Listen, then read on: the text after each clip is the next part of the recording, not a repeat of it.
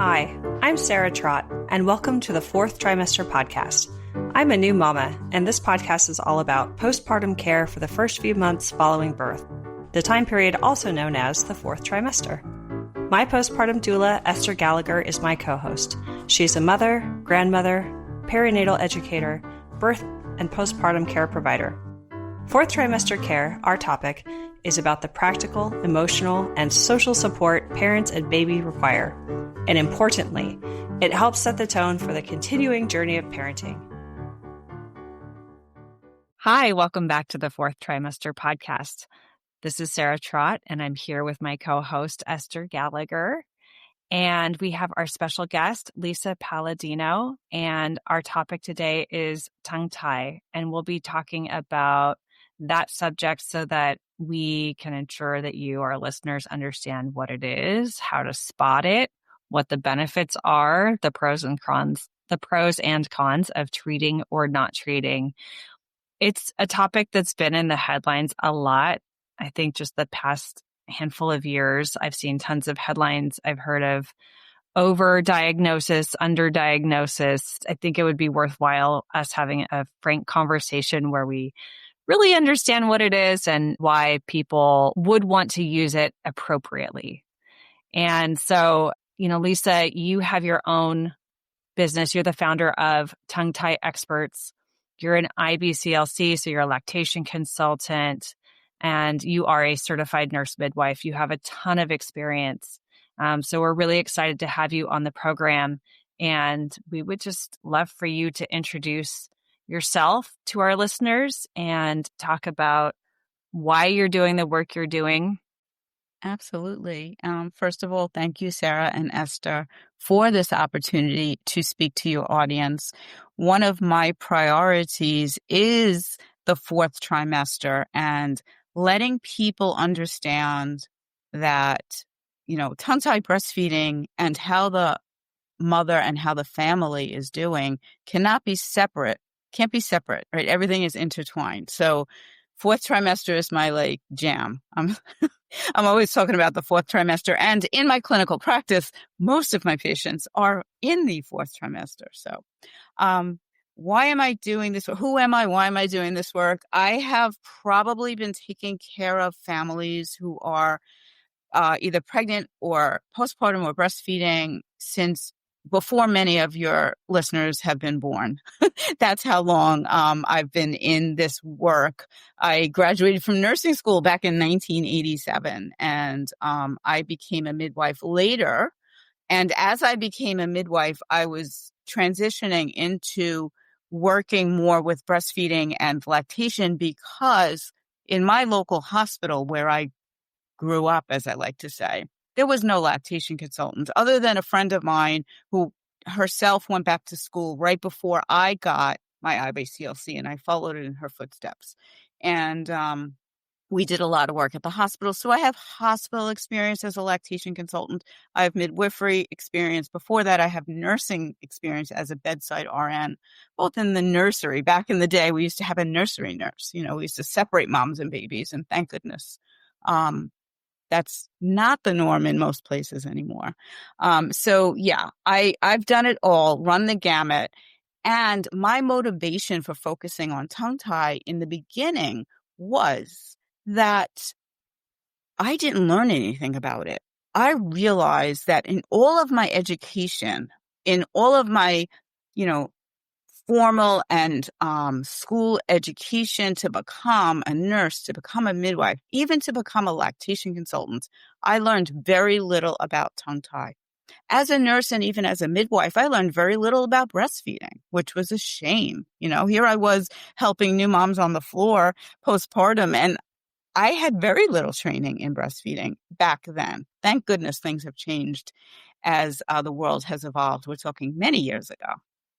So nobody was doing tongue tie. I had these babies who I couldn't help with all my lactation tricks, and everybody started sending all their breastfeeding concerns. All the mamas and babies who had problems were coming to me because I had more lactation experience than any of the other providers in my area. And then I started realizing there were some babies I couldn't help. I did all the things and I still couldn't get them to feed efficiently or comfortably, or, mom was just in excruciating pain and didn't know what to do, using all the tricks that I knew. And I often say I can get any baby to latch, right? I'm really good at that, but that's not important. The important thing is to get the baby and the mama comfortable with each other, able to latch on their own, able to transfer milk efficiently, keeping up the milk supply, and keeping your sanity, right? So here we go back in 2011 or so. I'm a new IBCLC. I start hearing about tongue tie, and my first thought was, why would anybody need a procedure to breastfeed? I'm a midwife. I'm a minimalist. But what is this stuff, right? So I started getting curious. And then I had a mama come to me, and I sent her out. I was so upset because I couldn't help her. I didn't know what to do for her. And she came back a week later and she said, I went to this doctor and he clipped my baby's tongue and now everything is better. I was like, really? So I started looking into it and I started training, deep dive. Then from being the person that everybody was sending their breastfeeding babies to because nobody else was doing IBCLC work in my area, everybody started sending their tongue-tied babies to me, or the babies who couldn't latch. So I became, or I felt very responsible for learning as much as I can. And that's really, it's evolved since then. Right now, my role, my mission is to prevent what you were talking about, that overdiagnosis. Make sure that if a baby needs a tongue-tie procedure or any tongue-tie treatment, they get the appropriate treatment. And treatment and procedure are not always the same thing, which I'm sure we'll hit on. And also to make sure that families are making a fully informed decision, not based on anything that scared them on social media or anything that they're afraid of in the future, and then getting the proper guidance. So now I teach. I have the podcast. I have courses. I have a book for parents. My most important thing that I do is teach other providers, because I want everyone who takes care of mamas and babies to know what I know after I guess it's about 12, 13, 14 years of taking care of tongue-tied babies in my practice. And I get good results and I get satisfied and parents who feel like they did the right thing for their mamas, for their babies. And that's the most important thing in the world, whether they get release or not. They feel comfortable in their decisions. And I think that everybody deserves that. So that was long. Would you say that includes parents who decide not to do a tongue tie release and maybe choose supplementation or some other form of feeding? Absolutely. Yeah. Yeah, absolutely. I want that out loud because yes, there is and you know what? I've taken care of a lot of mamas and babies who weren't breastfeeding at all. My role and any lactation consultant's role should never be to force anyone or make anyone feel bad for their choices, right? I just think that every family has the right intuition to make the decisions that are going to work with their particular family, their particular situation, if we give them that support and that education. The problem is that there are so many voices out there and so much like mommy guilt, or you should do this, you shouldn't do that, and sides that people are taking. We all should be on the side of that particular mama and baby and supporting them in making informed decisions. So I've had people come to my office who thought they didn't want to breastfeed because they were either afraid to fail or thought they couldn't for some reason. And when we work together, they go on to feed. That's because I was just opening up the door for them to say, you know what, maybe, what if we did this? Well, if this was the case, I would breastfeed. So I'm like, let's work together and make that the case. And I've had that, or I've had people who came to me fully breastfeeding, but so uncomfortable that together we decided that breastfeeding wasn't the right thing for them. Maybe pumping was, maybe just giving breast milk, or realizing that there is an in-between. It doesn't have to be all or nothing. But as long as they're aware of the possibility of a slippery slope, that once you start giving formula, if you don't support your milk supply, you may lose your milk supply, and things like that. Nice.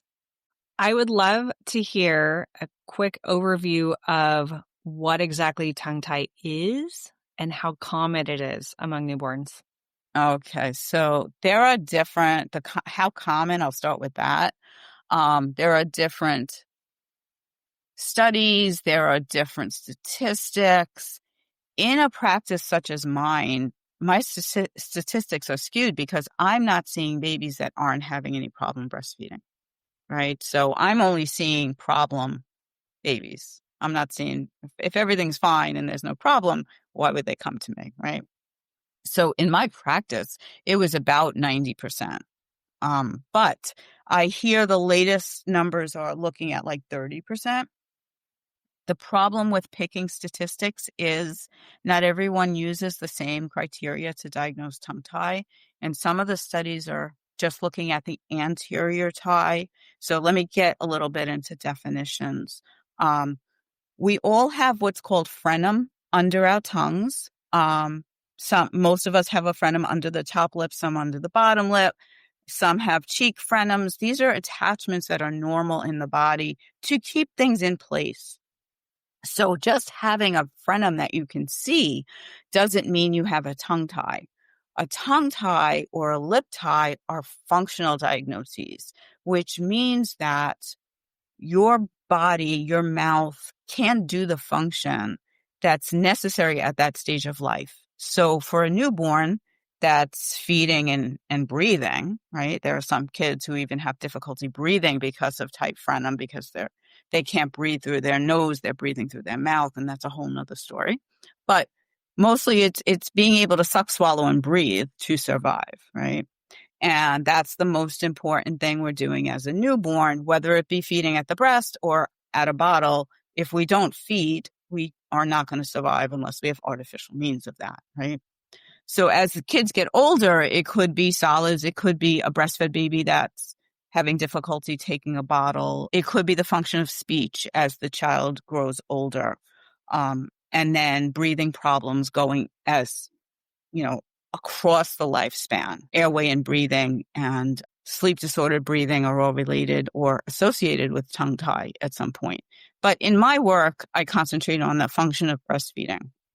So if a mama sees on social media a post that says, if your baby has a tongue that looks like this, it's a tongue tie and you should get it fixed, I say, wait a minute, how's things going, mama? How's the feeding going? Are you in pain? Is baby gaining? I go through all the signs and symptoms. So it's a functional diagnosis. And most of the assessment tools that I like to use are a list of signs and symptoms to go through to see if there's a problem there. So I hope that answered your question. In my groups that I have on Facebook, I never let a parent post a picture and ask if anybody thinks it's a tongue tie, because we can't tell by a picture.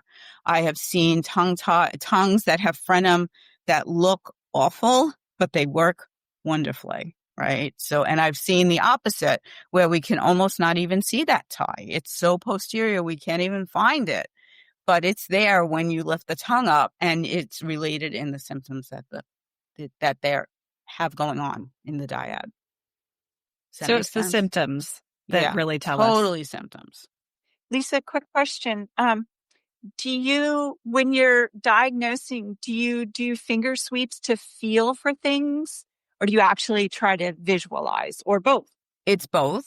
It's both. And it's also watching how the baby feeds, whether it be breast or bottle. So I don't think anyone could say that there's a problem with function without watching the function, right? So imagine you go to a physical therapist and you want to know if you're walking okay, and they don't watch you walk, right? They're just like measuring your tendons or something and saying, oh, you must not walk right. How do you know? That's why I have a problem with anyone who is releasing frenum without a thorough examination of the function, or having that dyad having had a thorough examination by somebody who can, assess function. And for a breastfed baby, that is an IBCLC or an SLP, but on the SLP, speech language pathologist, who's a feeding therapist, that's fantastic. And I collaborate with a lot of speech language pathologists in the field. but they're not getting or don't have the mother and her side of things in their scope. So it's important to see a breastfeeding specialist who understands what's going on for mama and baby, and unfortunately, we think that we look to our medical doctors in our society, right? We think that the medical doctors taking care of us are the best people for this. And, not to diss anybody, and there's some great pediatricians and great OBs and great midwives, but they just don't learn about this. They don't learn about the function, what it's supposed to look like, what a suck and swallow and the action of the tongue is supposed to be able to say that it's working or not. Can I ask a question about that specifically, Lisa? Yes. I'm aware that a pediatrician can become fully vetted and licensed and all the things without ever taking a course on quote unquote human lactation, right? It's not required of a pediatrician anywhere in the US that I know of. And so there's a question that anybody who's vetting a pediatrician that they're going to be taking their child to might ask. But the thing that I don't know about that course, I mean, I can imagine it as a medical course, really never getting down to the nitty gritty of dysfunctions of breastfeeding. I can speak to the parts of human lactation that I learned as a medical provider before I deep dove into IBCLC land. Mm-hmm. And what we learned about was the importance of breastfeeding for nutrition, the bonding, quote unquote, which I think is like kind of almost becoming an old fashioned, like, of course you're bonding with your baby, no matter how you feed your baby. But we learned, and way back when, I remember learning about the development of the face and the muscles of the jaw from breastfeeding, which sort of got lost along the way, but has always been in the back of my head and comes back to me in my role as I'm involved in a project called the Airway Revolution Foundation, which is it's a nonprofit, and it's all about the developing airway and how breastfeeding is the perfect start for that, right? When it works well. So we learned about that. We learned that it's the best way, best, quote unquote. We learned that a little bit about medications in milk, not so much. A little bit about how things, what interferes with breastfeeding and when it's contraindicated, when you shouldn't encourage a mother to breastfeed, like HIV, an HIV positive mother. In some places it's it's less frowned upon. But when I was learning back when HIV was just new, believe it or not, I was in the hospital when HIV became a thing. HIV positive mothers shouldn't breastfeed. If there's a lesion on the breast that could be varicella, chickenpox, or shingles, the baby shouldn't breastfeed. So that's what we learned. We learned like medical stuff about it. We did not learn how to help a mother manage problems in breastfeeding. So what I like to tell families is your pediatrician may support breastfeeding completely. They might think, yes, you should breastfeed. But the minute you have a problem, they're not the ones to help you. The person to help you is the IBCLC, because she is literally the gold standard in breastfeeding help. And no one learns more about breastfeeding than an IBCLC. And it's very hard to become an IBCLC and maintain the certification. So, it's a lot of coursework. It's a lot of in-person internships. It's a lot of hours.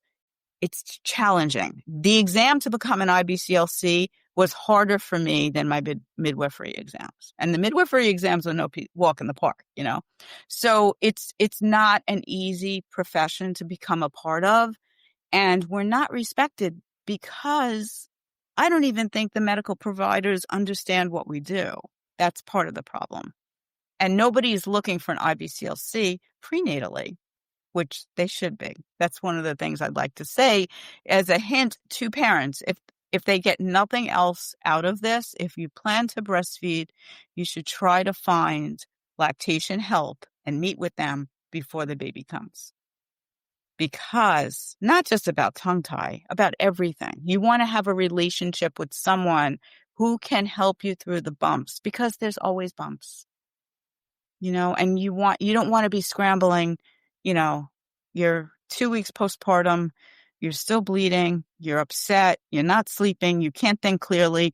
And now you're going through the phone book or Googling to find a local person, and you don't know if you trust them and all that. So find somebody ahead of time. And I'm going to add to that, Lisa, that, a lot of times, well, certainly here in San Francisco, there are IBCLCs who work in the clinic, and, if you're going to see them, you're going to have to, if you're going to see them because you think that they're the people you can see because they're associated with the hospital system that you've gone through, and that's who's been recommended to you.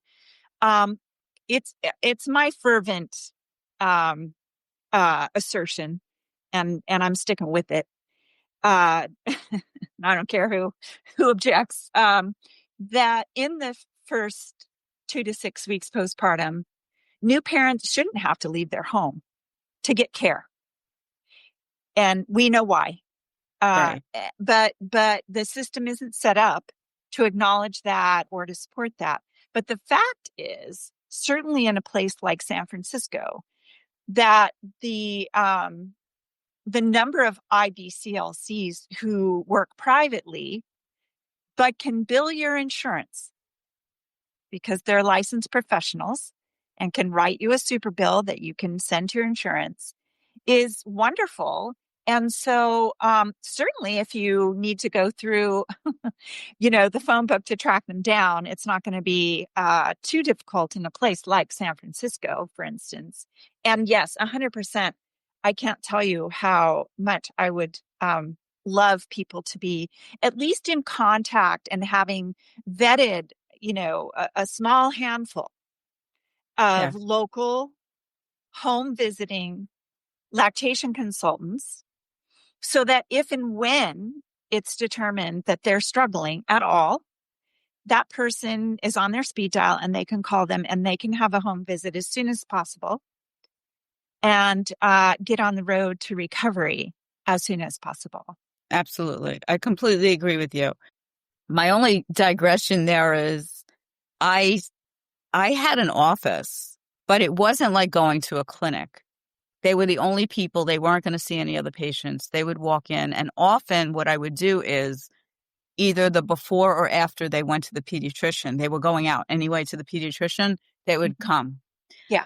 Or I've had many people come directly from the hospital to my office, which is always really sweet because it's their stop off of, you're about to go home with this baby. This is what the support you should get in the hospital, but that's not going to, they don't have time for this.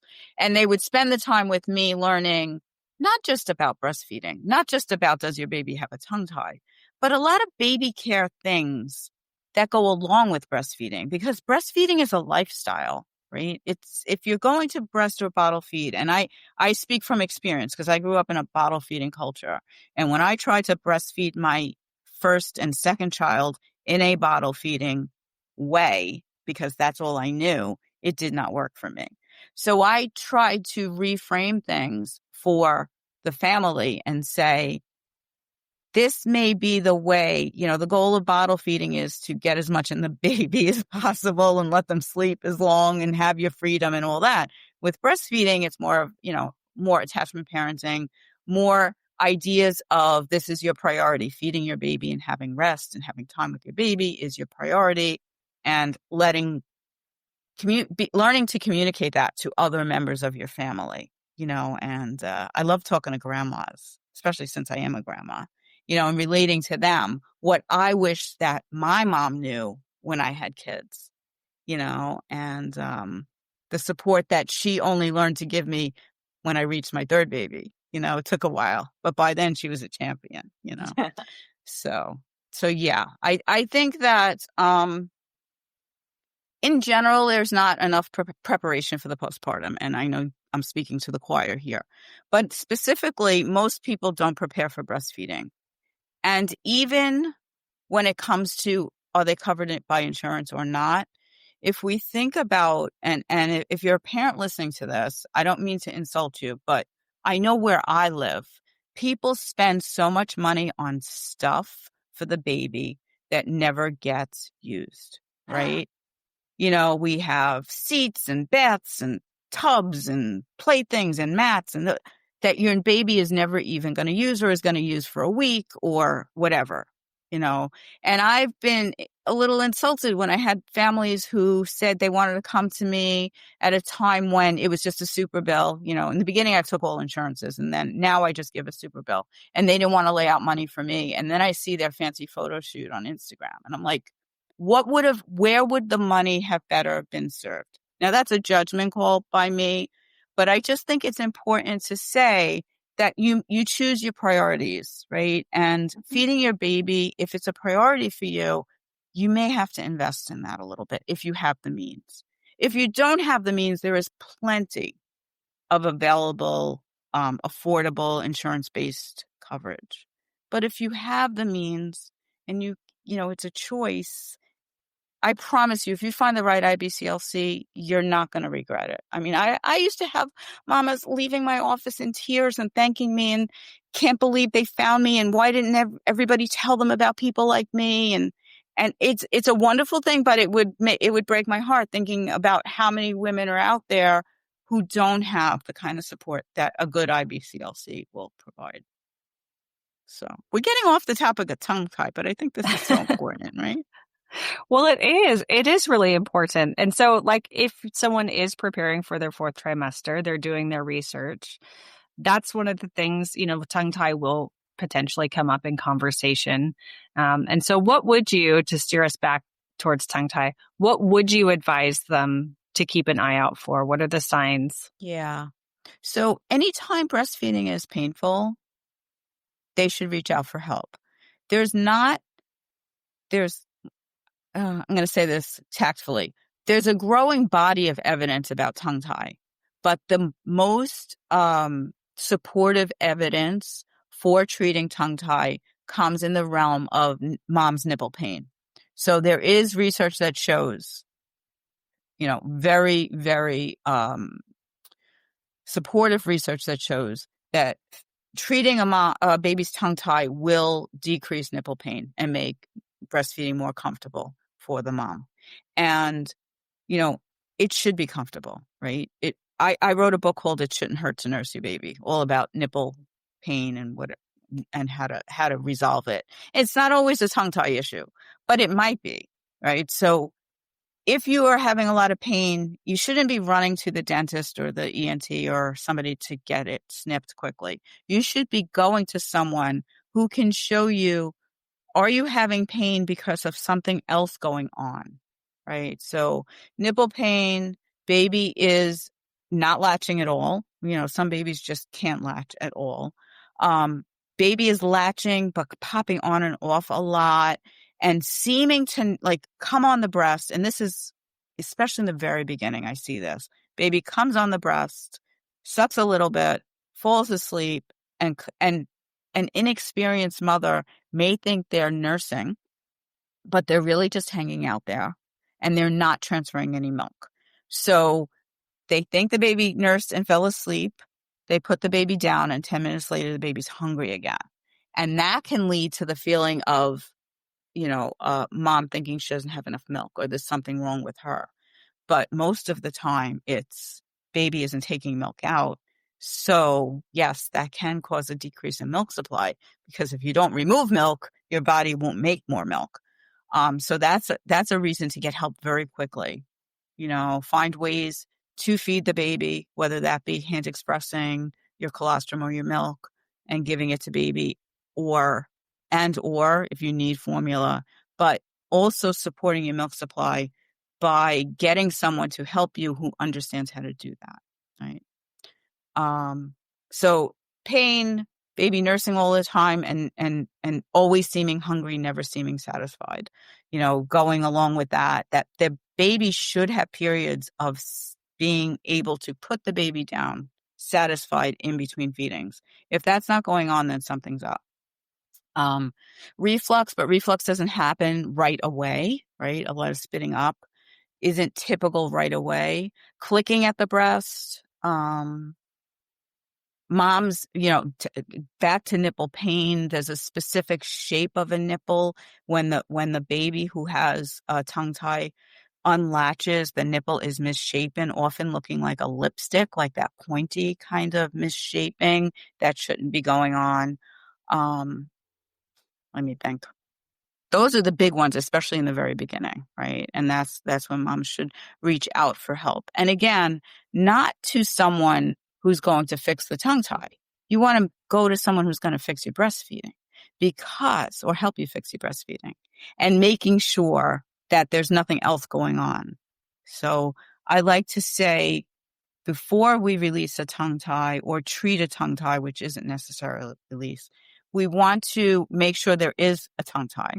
We want to make sure there's nothing else going on that's causing symptoms. And we want to make sure that the symptoms that the mother is experiencing has to do with the tongue tie. So, for example, I've had mamas who have never seen anybody breastfeed and have no idea how to hold their baby. And once I get the baby positioned right, everything's fine, right? And they're like, light bulbs go off and like butterflies come out. And they're like, oh, this is what it's supposed to be. Because they just didn't know how to hold the baby, right? And we get them holding the baby right, positioning the baby in a good position to get a good mouthful of breast, and everything works. So maybe that baby has a visible frenum, but it's working, right? So things like that. Milk supply. If mom's had a traumatic birth, if mom has a history of hormonal disturbance, such as PCOS or fertility challenges at all, she's at risk, diabetes, gestational diabetes or type 1 diabetes. If she's had breast surgery, she is at risk for low milk supply.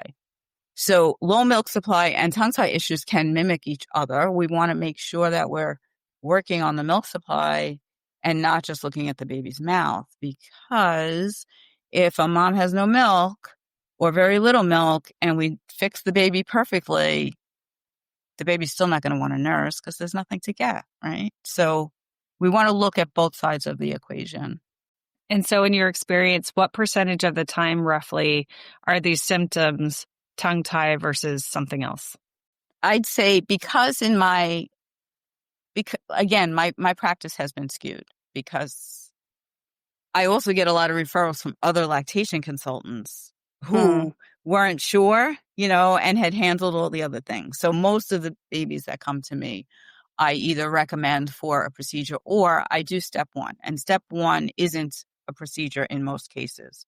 Step one is learn about tongue tie, right? Learn all about it. And I have a whole packet of education materials that I give to parents. And if you're a professional listening to this, I make that available both in my course and individually. You can purchase the educational tools that I've developed over the years that I use in my own practice, because I think they're worth it. We want to make sure that parents are getting full education about this and understanding that they have a choice. This isn't just you have to do this, right? You have a choice always. So education, most babies who have a tongue tie or a lip tie or both have some sort of tightness in their body, whether it be torticollis, where they can move better to one side or the other due to strain in their neck, or other things that are going on in their body that cause tension, and that could be pulling the tongue back. So sometimes some gentle body work, either, chiropractic, craniosacral therapy, OT, PT, depending on an osteopath, depending on what's available to that family, available and affordable, I like to say, and in your area, that would be my first realm. And I have a whole, where I live, I have a whole network of providers that I can tell from that baby what type of care would be their best first step. And sometimes that's all the baby needs. Sometimes, even if they're going to need the surgery, we have better results when everybody is more relaxed. That tension is gone.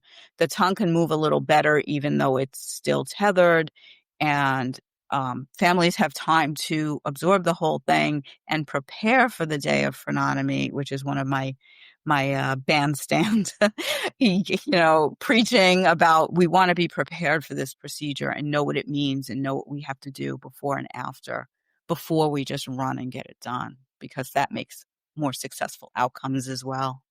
And what is the procedure and the pros and cons? Like, what's the decision-making factors? The biggies, Right. at least. So, you don't have to be extensive, but what are the biggies? Yeah. Because it's a big decision. It is a big decision. And the pros and cons are, number one, we never know for sure if it's going to solve the problem, really and honestly.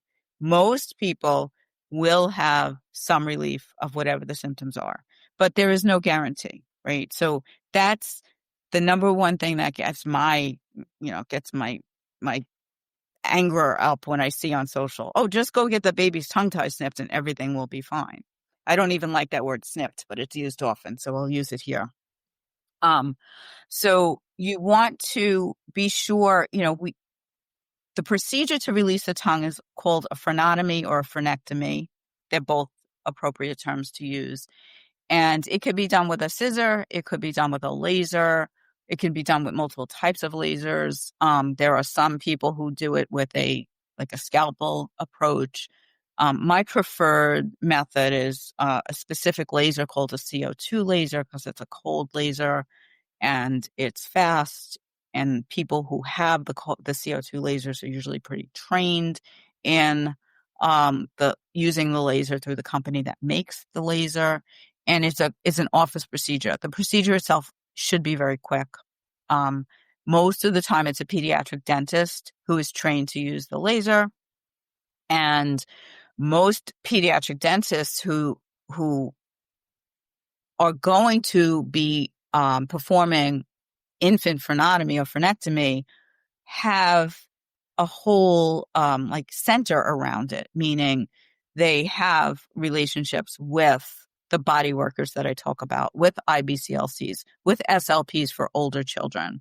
You don't want to just go to somebody that says, oh yeah, I have this laser, I think I can use it. You want somebody who is definitely experienced and has invested their time and energy into learning the best way to support families through this procedure.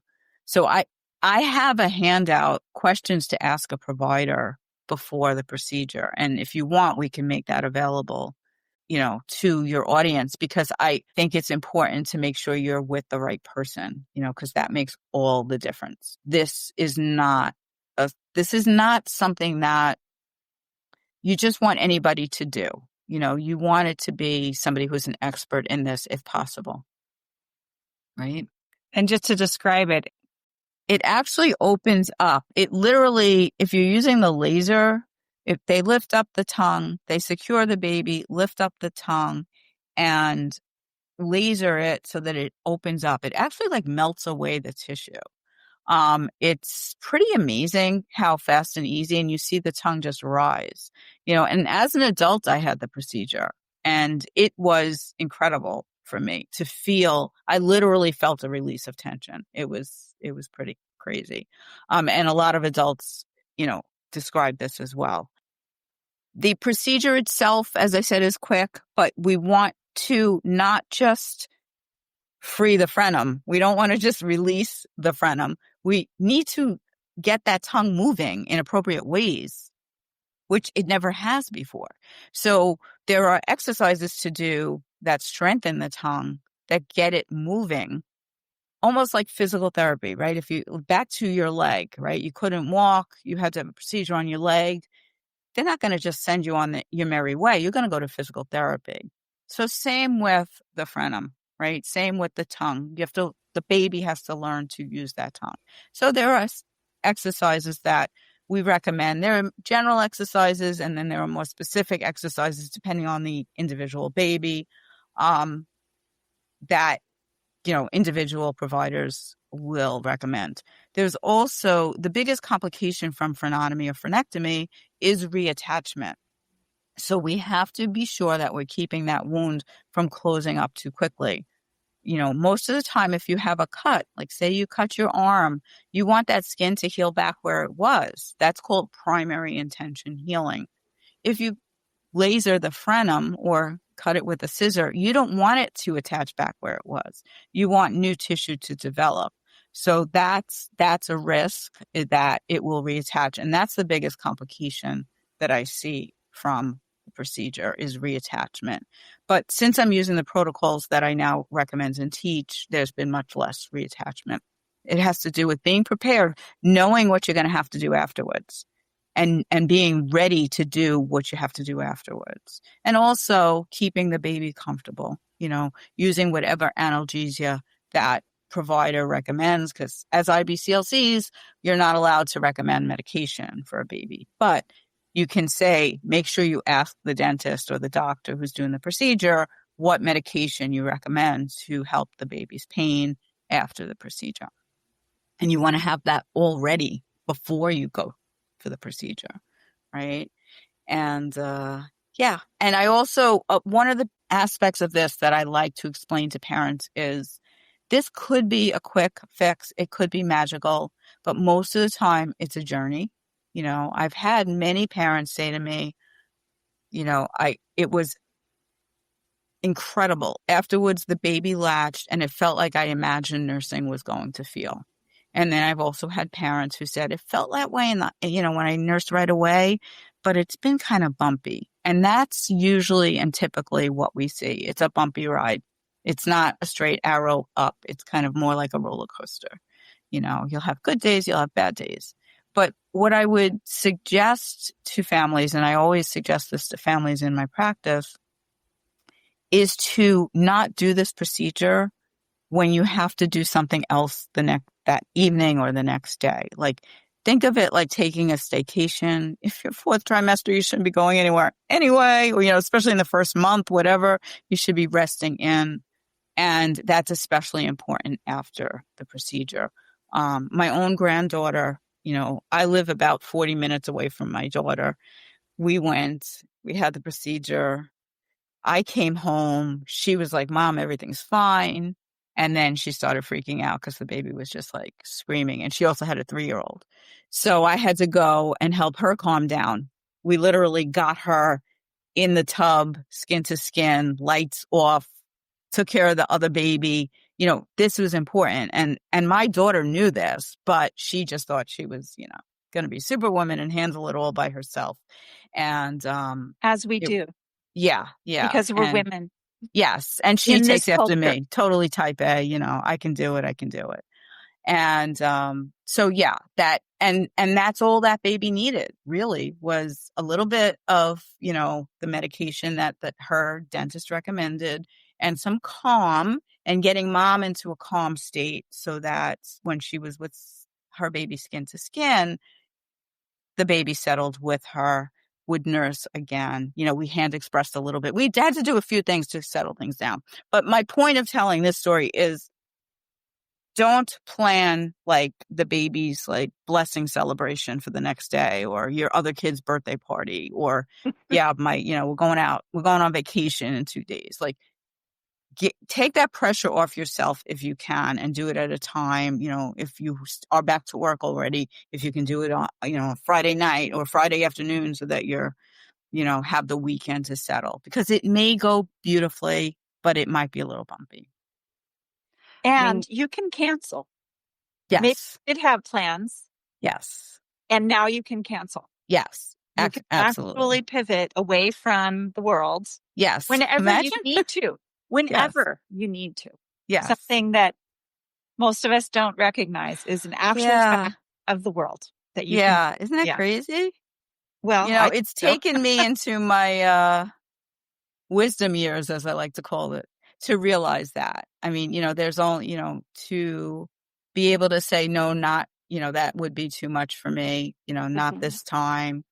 Or, you know what, I'm not going to go out to dinner tonight because I got a bad night's sleep last night and I feel like I'm coming down with something and I want to rest, like that kind of thing. Or just feeling stressed, it's okay to step back. Yep. It's okay. And nobody else is going to do it for you, unfortunately. No. Right?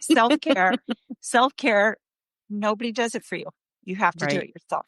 Absolutely. And when you're a breastfeeding dyad, that means you and your baby at the same time all the time. Right. Right. And there's so many decisions as a breastfeeding dyad that you have to make that you may not anticipate. That's what I mean about it being a lifestyle choice. Yes. Feeding at the breast. Pumping and bottle feeding is a different lifestyle choice. But feeding at the breast is, you're choosing something that's an awesome responsibility, but something that, I wouldn't have traded my experience with the one that worked for me. I wouldn't have traded that for the world, because you can't get that from anything else. I can't even explain what that means, but it empowered me, Yes. to be that baby's only available caretaker for those few months. It really was empowering. Yeah. And you talked about, this conversation you have with parents around, hey, you'll take a risk here. We might do this procedure and it might not work. And on the flip side, on the balance of what you're weighing when making the decision, what are some of the developmental and emotional benefits that are compelling enough to say, well, I'm willing to try it? Yeah. So depending on what's going on, right, there's a lot of gray area when it comes around women who are having low milk supply issues. And this is in my experience. So we definitely, if we have a baby who's been nursing for a while and the baby isn't staying on the growth curve that we expect, sometimes that's because the baby's not feeding efficiently, but sometimes it's a maternal concern. And we can see both going on at the same time. So it might not be a quick fix. That might be a slower slog to fixing. If it's someone who's having pain, I almost always say to the parent, I know that it's going to be better. Like I can almost promise that from my experience, and for most of the research backs that as well. So if it's a nipple pain issue, it's almost always better if we've already corrected the other things that it could be, right? So I'm not saying everybody who has nipple pain should have a tongue tie release. What I'm saying is, if after evaluation of all the other things, we can't fix the nipple pain, no matter what the breastfeeding help does for that mom and baby, it still hurts. If we get the tongue tie released, 95% of the time, it's going to be smooth sailing after that. What are the other upsides? The other upsides are, if we wait longer, it's harder, right? So, and what I mean by harder is, we get into patterns and babies get used to using their mouths in certain ways. And the longer we wait and the longer we let that baby compensate at the breast and hurt the mama, and it's traumatic for them. And it's harder to do this when a baby is more aware of what's going on. So the earlier the baby is, the quicker they bounce back. But I don't like those who say we should be checking babies in the hospital and clipping them at birth, because I don't think we've have enough information to make that decision at birth. Thank you for saying that, because I've been that person who said, why didn't they, right? Why couldn't this have been addressed immediately? Right. I think should be assessed. Yeah. I definitely think it should, and then being referred to the appropriate people. Yes. Postpartum, post discharge. Mm-hmm. I think I had 2 babies that I actually had recommended while I worked at the hospital for release before they left. And that was because these kids literally could not lift their tongue at all. Mm-hmm. And one of them, I think the mom was like, it was like her 3rd baby. And she's like, I know what this is supposed to be, and this baby's not eating. And, and it was that. And another one was a preemie baby who was trying to learn to breastfeed again and had an anterior tie that was just keeping the baby from nursing. So I would never say never, because I take an individual approach to everything. But in general, I don't think it's an emergency. And I've made posts about this on social media and gotten a lot of slack on both sides. I don't think it's ever an emergency to release a tongue tie without proper education and preparation. Sometimes it's urgent, but I don't think it's ever an emergency. Mm-hmm. And then the other thing is, if you do, it's important to let that family know that this might not be the end of it. So I've had babies who were clipped in the hospital have to go on after a few weeks to have another release. Because if you think about a newborn and how it's very unprofessional term, but they're all curled up, right? They haven't unfurled yet. Everything is tight. So we're trying to release something that's so tight, you're not going to get a full release, no matter what you do when they're newborn. And a lot of times after a few weeks, it has to be redone. So there's that. Pros and cons, full education, letting the family make the decision. I have said to parents in my office, if this was my baby, I would go sooner rather than later. I've also said if this was my baby, I would work on this, and this first. And in both cases, it's the right answer. I had one mom, and this is a great topic for the fourth trimester. I had one mom who had a traumatic birth. She has an autoimmune disease, and she lets me talk about her case. I have permission to talk about this. I would never talk about it without her permission. It was her second baby. I took care of her first baby. We never got the baby to breast. They came to me at a late time, but she did produce milk for him. But she, 8 years later, has a new baby. She was an advanced maternal age mother who had an autoimmune disease that made her form scar tissue. And she had an emergency C-section and her scar wasn't healing. And the baby was premature and was in NICU. So they came to me and did this baby have a tongue tie? Absolutely. But she was barely making milk and she was having, daily home care from a nurse to help with the drainage of the wound. And she was on major antibiotics and she was anemic and the baby was struggling and there was so much going on. And I helped her through and, we did some formula because we had to. We got her on a reasonable pumping schedule.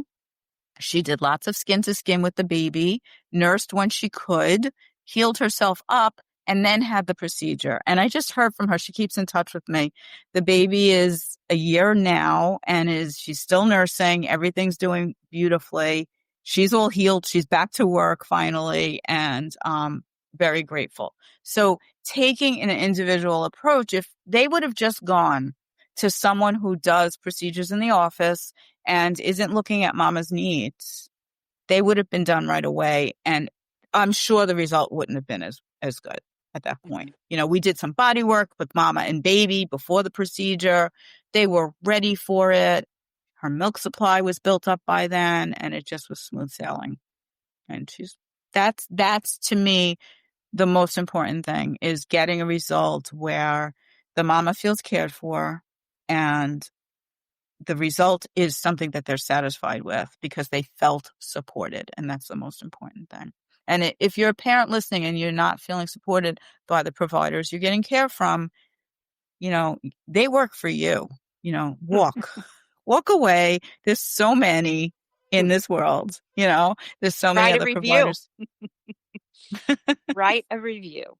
Yeah, exactly. Or even not, if you don't have the energy to write a review, just walk away. Don't let doctors abuse you. Don't let midwives, don't be gaslit about what's going on for you. Follow your instinct. So that's my other message. That's something I say every day to families. Follow your instincts. If you feel like something is not right, go to someone who's going to investigate that for you, not say, oh, everything's fine. If you feel more and better what is important and good for you and your baby more than anyone else. And nobody else should take that decision-making away from you. So follow your instincts and get answers. I so appreciate the success story and everything you've shared with us today, Lisa. It's been wonderful. What final words do you want to share with our listeners? Oh, I'm just so grateful for having been here. And I guess one final word, and I was thinking about this today because I was with my grandchildren today and I was sitting on the couch and holding my granddaughter, waiting for my daughter to come back from the store to nurse her and just rocking her. And my grandson sat next to me. And I was just thinking we are always in such a hurry. And this was such a special moment of just being present. Be present with your babies. Enjoy every moment. You blink and it's over, and not worrying about getting everything right and everything being perfect, just doing the best you can and appreciating all the moments. What a lovely note to end on. Thank you so much. Where can people find more about you, Lisa? So I'm on Instagram as Tongue Tie Experts. My website is tonguetieexperts.net, and any, Apple Podcast or Spotify for the Tongue Tie Experts podcast. But all of that's linked from the website. My book is on the website, Tongue Tie for Parents, my newest ebook. It's a quick download. You can get instant guidance. I've thrown all my protocols that work in my practice into that book. And lots of information there. Just reach out. Perfect. We'll have all of that in our show notes for easy reference. Thank you so much, Lisa. Thank you. This was a pleasure. Thank you, Lisa. Great episode. Yeah. You can subscribe to this podcast in order to hear more from us. Thank you for listening, everyone, and I hope you'll join us next time on the Fourth Trimester. The theme music on this podcast was created by Sean Trott. Hear more at soundcloud.com/Sean Trott. Special thanks to my true loves, my husband Ben, daughter Penelope, and baby girl Evelyn. Don't forget to share the Fourth Trimester podcast with any new and expecting parents. I'm Sarah Trott. Goodbye for now.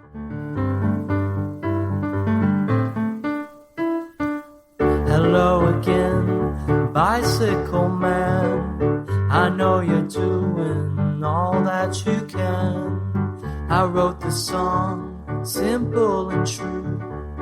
I wrote the song, I'll sing a song for you.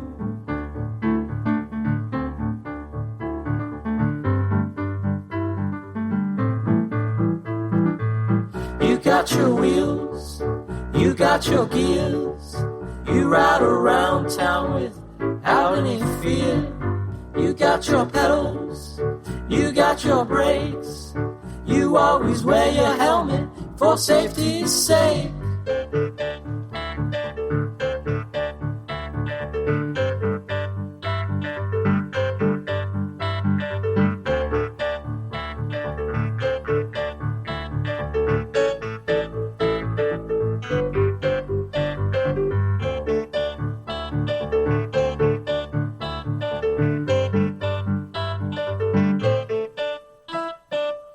Hello again, bicycle man. I know you're doing all that you can. I wrote the song, simple and true. I wrote the song, I sing a song for you.